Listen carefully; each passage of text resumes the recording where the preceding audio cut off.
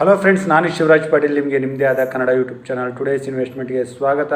ಇವತ್ತಿನ ದಿನ 12 ಸೆಪ್ಟೆಂಬರ್ ಶುಕ್ರವಾರ, ವಾರದ ಕೊನೆಯ ಟ್ರೇಡಿಂಗ್ ಡೇ. ಇವತ್ತಿನ ದಿನ ಅಗೇನು ನಾವು ಇಂಡಿಯನ್ ಮಾರ್ಕೆಟಲ್ಲಿ ಗ್ಯಾಪ್ ಅಪ್ನ ನೋಡಿದ್ವಿ. ನಿನ್ನೆ ದಿನ US ಇನ್ಫ್ಲೇಷನ್ ರೇಟ್ ಬಂದಮೇಲೆ US ಮಾರ್ಕೆಟಲ್ಲಿ ಒಂದು ಒಳ್ಳೆ ಮೂಮೆಂಟಮ್ ಇತ್ತು.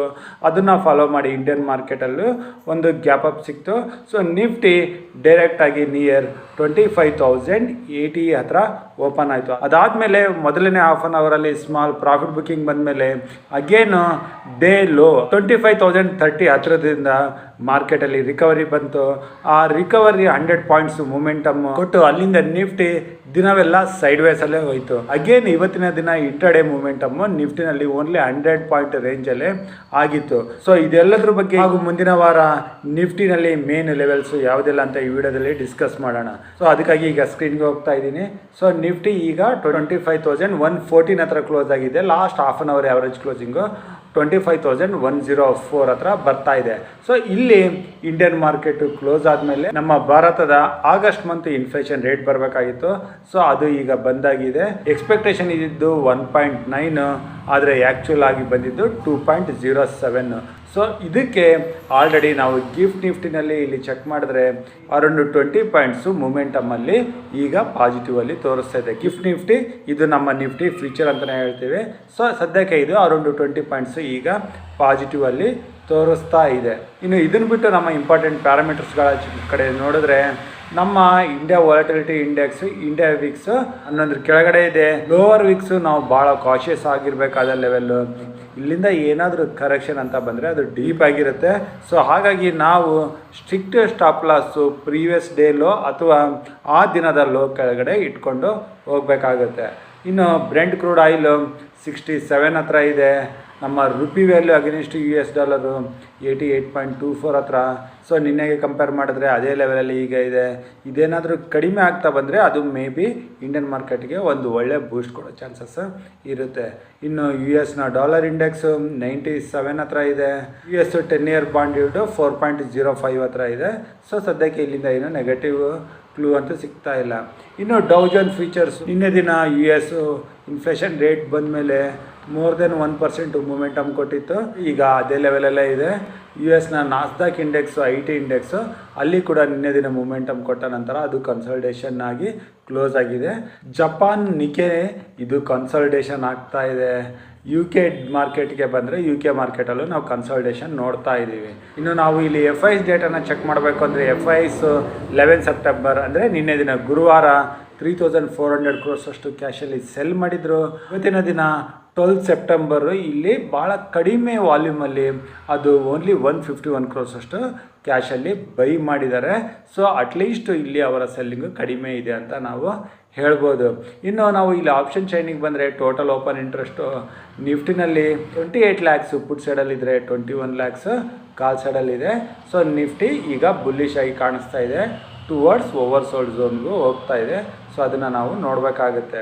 ಇನ್ನು ನಾವು ಆಪ್ಷನ್ ಚೈನ್ನ ಬಾರ್ ಚಾರ್ಟಲ್ಲಿ ನೋಡಿದ್ರೆ 25,100 ಹತ್ರ ಪುಟ್ ರೈಟರ್ಸ್ ಹೆಚ್ಚಾಗಿರೋ ಕಾರಣ ಇದು ಮೊದಲನೇ ಸಪೋರ್ಟ್ ಆಗಿರುತ್ತೆ. ಎರಡನೇ ಸಪೋರ್ಟು 25,000 ಆಗಿರುತ್ತೆ. ರೆಸಿಸ್ಟೆನ್ಸು ನಿನ್ನೆ ದಿನದ ರೀತಿಯೇ 25,200 ಹತ್ರನೇ ಮೊದಲನೇ ರೆಸಿಸ್ಟೆನ್ಸ್ ಇದೆ. ಅದಾದಮೇಲೆ 300 ಹತ್ರ ಕೂಡ ಈಗ ಹೊಸದಾಗಿ ಸ್ವಲ್ಪ ಕಾಲೇಟರ್ಸ್ ಬೀಟ್ ಆಗಿದ್ದಾರೆ. ಅದಾದಮೇಲೆ 25,500 ಹತ್ರ ನೆಕ್ಸ್ಟ್ ಹೈಯೆಸ್ಟ್ ಓಪನ್ ಇಂಟ್ರೆಸ್ಟ್ ಇದೆ. ಇದನ್ನು ಇಟ್ಕೊಂಡು ನಾವು ನಿಫ್ಟಿನಲ್ಲಿ ಪೊಸಿಷನ್ ತೊಗೋಬೇಕು ಅಂತಂದರೆ ಇದನ್ನು ನಾನು ಈಗ 15 ಮಿನಿಟ್ಸಿಂದ 1 ಡೇ ಕ್ಯಾಂಡಲಲ್ಲಿ ಚೇಂಜ್ ಮಾಡ್ತಾ ಇದ್ದೀನಿ.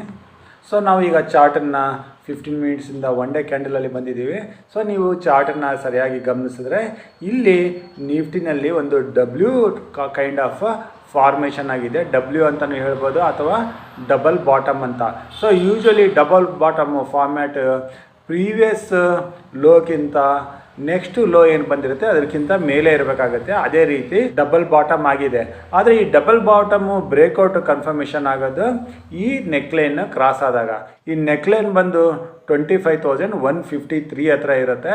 ಸೊ 25,153 ಮೇಲೆ ಸ್ವಲ್ಪ ಟೈಮ್ ಸ್ಪೆಂಡ್ ಮಾಡಿದ್ರೆ ಅಟ್ಲೀಸ್ಟ್ 15 to 20 ಮಿನಿಟ್ಸ್ ಸ್ಪೆಂಡ್ ಮಾಡಿ ಅದ್ರ ಮೇಲೆ ನಿಫ್ಟಿ ಹೋಗೋಕ್ಕೆ ಶುರು ಆದರೆ ಅಥವಾ ಗ್ಯಾಪಲ್ಲಿ ಓಪನ್ ಆದಮೇಲೆ ಫಸ್ಟ್ 15 ಮಿನಿಟ್ಸ್ ಹೈನ ಕ್ರಾಸ್ ಆದರೆ ಕೂಡ ನಾವು ಇಲ್ಲಿ ನೆಕ್ಸ್ಟ್ ಮೂಮೆಂಟಮ್ನ ಎಕ್ಸ್ಪೆಕ್ಟ್ ಮಾಡ್ಬೋದು.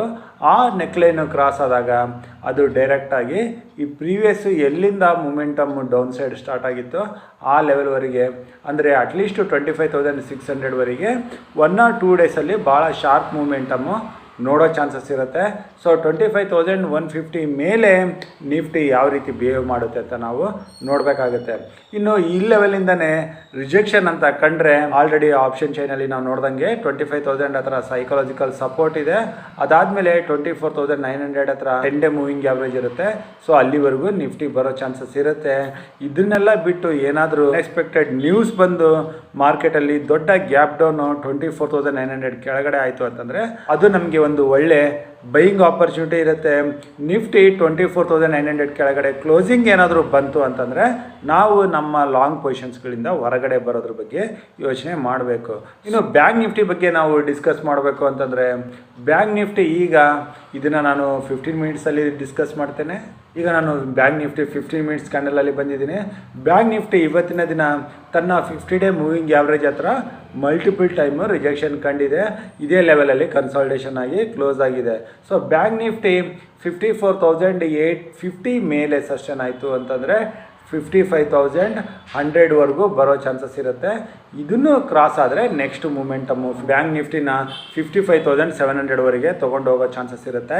ಈ ಲೆವೆಲ್ಗಳನ್ನ ನಾವು ನೋಟ್ ಮಾಡ್ಕೋಬೇಕು. ಇನ್ನು ಬ್ಯಾಂಕ್ ನಿಫ್ಟಿನಲ್ಲಿ ಏನಾದರೂ ಕರೆಕ್ಷನ್ ಅಂತ ಬಂದರೆ ನಾವು ಅದನ್ನು ಅವಾಯ್ಡ್ ಮಾಡಬೇಕು. ಓನ್ಲಿ ಬ್ರೇಕ್ಔಟಲ್ಲಿ ಮಾತ್ರ ಲಾಂಗ್ ಪೊಸಿಷನ್ ತೊಗೊಳಕ್ಕೆ ನೋಡ್ಬೋದು. ಸೆಲೆಕ್ಟ್ ಮಿಡ್ ಕ್ಯಾಪ್ ನಿಫ್ಟಿ ಬಂದರೆ ಸೆಲೆಕ್ಟ್ ಮಿಡ್ ಕ್ಯಾಪ್ ನಿಫ್ಟಿ ಇವತ್ತಿನ ದಿನ ಓವರಾಲ್ ಆಗಿ ಕನ್ಸಲ್ಟೇಷನ್ ಆಗ್ತಾಯಿತ್ತು. 13,100 ಮೇಲೆ select mid cap Nifty sustain ಆದರೆ ಇದರಲ್ಲಿ ಕೂಡ ಲಾಂಗ್ ಸೈಡಲ್ಲಿ ಪೊಸಿಷನ್ ತೊಗೊಳಕ್ಕೆ ನೋಡ್ಬೋದು. ಸೊ ಈ ರೀತಿ ನಾವು Nifty, bank Nifty, select mid cap ನಿಫ್ಟಿನಲ್ಲಿ ಸೋಮವಾರ ಹಾಗೂ ಬರೋ ದಿನಗಳಲ್ಲಿ ಟ್ರೇಡ್ ಮಾಡೋಕ್ಕೆ ನೋಡ್ಬೋದು. ಸೊ ಇಷ್ಟು ಹೇಳ್ತಾ ಇವತ್ತಿನ ವಿಡಿಯೋಲಿಗೆ ಮುಗಿಸ್ತಾ ಇದ್ದೀನಿ. ನಾನು ಕೊಟ್ಟಿರೋ ಮಾಹಿತಿ ನಿಮಗೆ ಇಷ್ಟ ಆದಲ್ಲಿ ಲೈಕ್ ಮಾಡಿ, ನಮ್ಮ ಯೂಟ್ಯೂಬ್ ಚಾನಲ್ನ ಸಬ್ಸ್ಕ್ರೈಬ್ ಮಾಡಿಲ್ಲ ಅಂದರೆ ಸಬ್ಸ್ಕ್ರೈಬ್ ಮಾಡಿ. ಟ್ರೇಡಿಂಗು ಹಾಗೂ ಇನ್ವೆಸ್ಟ್ಮೆಂಟ್ ಬಗ್ಗೆ ನಿಮ್ಗೆ ಏನಾದರೂ ಡೌಟ್ಸ್ ಇದ್ದರೆ ನೀವು ನನಗೆ ಡೈರೆಕ್ಟಾಗಿ ಕಾಂಟ್ಯಾಕ್ಟ್ ಮಾಡ್ಬೋದು. ನನ್ನ ನಂಬರ್ 9845852716. ಇನ್ನು ನನ್ನ ಮುಂದಿನ ವೀಡಿಯೋ ಬರೋವರೆಗೂ ನಿಮಗೆ ನನ್ನ ಕಡೆಯಿಂದ ಧನ್ಯವಾದಗಳು. Thank you.